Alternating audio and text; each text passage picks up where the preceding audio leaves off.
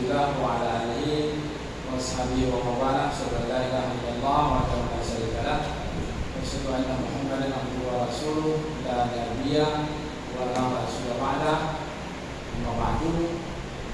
Alhamdulillah, yang sama-sama kita hormati Bapak. Kalau saya lebih senang menyebutnya abang Anda. Sama-sama kita hormati Bapak atau abang Anda Imran Aryadin MA.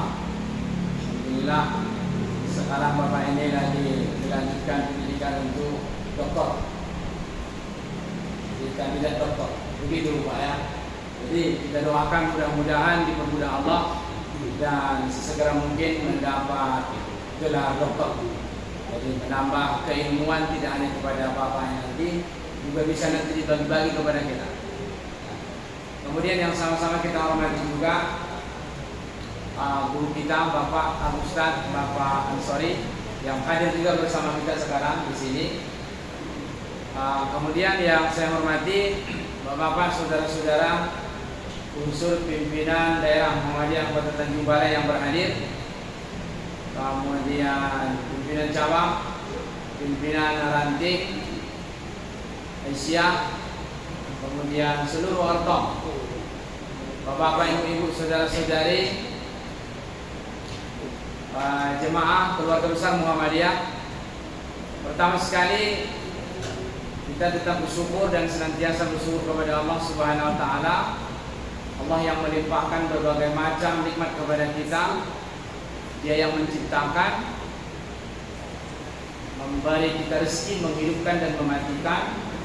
Serta Dia juga yang tidak boleh kita lupa satu-satunya Tuhan yang berhak dan yang benar untuk kita ibadahi, kita sembah.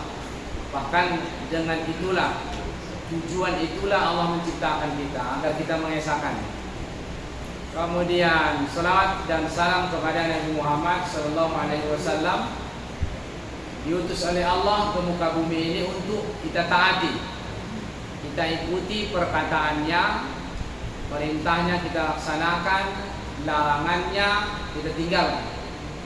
Sehingga tidak ada di dunia ini manusia yang perkataannya mesti kita ikuti perintahnya dan larangannya mesti kita tinggalkan, kecuali perkataan Nabi Muhammad SAW.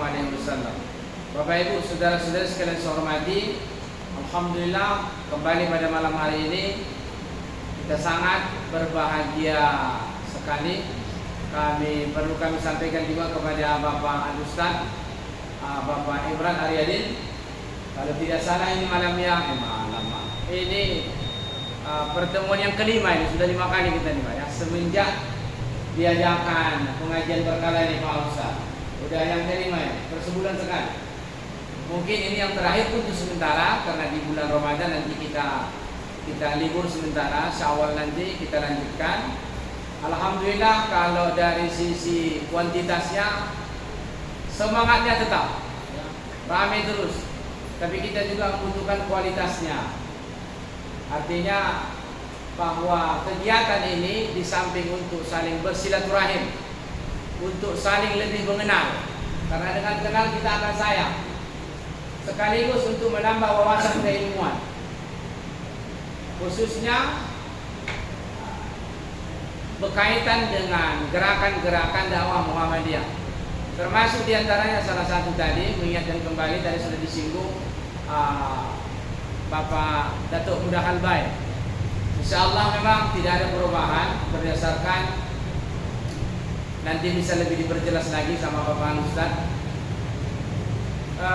Pimpinan pusat Muhammadiyah melalui metode hisab, bahwa satu Ramadan itu sudah ditetapkan jatuh pada hari Sabtu. Berarti malam Sabtu kegiatan tarawih sudah bisa dilaksanakan malam Sabtu. Walaupun tidak bisa dipungkiri sebenarnya di kalangan Muhammadiyah sendiri pun ada perbedaan ya, dalam memahami ini. Tapi Muhammadiyah tetap menggunakan perhitungan hisab, dan itu memang tidak terlarang Bapak Ibu ya, hisab. bahkan ada seorang ulama dari Mesir namanya Ahmad Muhammad Shakir, ini pentahqiq hadis, tapi tidak pernah dikemukakan ini oleh para ulama, tidak pernah dikemukakan karena memang seolah-olah itu memang sepertinya mengangkat Muhammadiyah yang menggunakan metode ini, walaupun ulama ini di Mesir sudah meninggal. Ahmad Muhammad Shakir sampai dia mengarang sebuah kitab namanya Awailus Syuhuril Arabiyah hal yajuzu isbatuha bil hisabil falaki. Penetapan bulan-bulan Arab atau bulan-bulan Qamariyah, bulan Hijriyah dengan menggunakan hisabul falaki, hisab. Beliau malah mengatakan ketika ilmu itu sudah ditemukan maka wajib dan menggunakannya. Sebenarnya, tapi di Indonesia kemungkinan tahun ini kemungkinan ya, Persis sudah menetapkan menurut perhitungan hisabnya itu memang hari Sabtu, itu Persis. Tapi mereka mengatakan kalau dalam imkan ru'yahnya bisa dilihat maka hari Sabtu, kalau tak mungkin maka jatuh jadi pada hari Minggu. Itu Persis. Kemudian kalau Nahdlatul Ulama belum menetapkan, mereka menunggu ru'yah, kemudian juga isbat. Dan apa alasan di Indonesia tahun ini terjadi perbedaan? Karena ada namanya kesepakatan MABIMS, ya. Negara-negara yang berada di sekitaran Asia Tenggara termasuk Malaysia, Singapura, Indonesia dan beberapa negara lain sebelumnya menetapkan derajat bulan itu bisa dilihat dan diakui telah muncul wujud. Itu dulu tahun lalu sama tahun sebelumnya itu hanya sebatas 2 derajat. Nah, itulah yang menjadi perbedaan.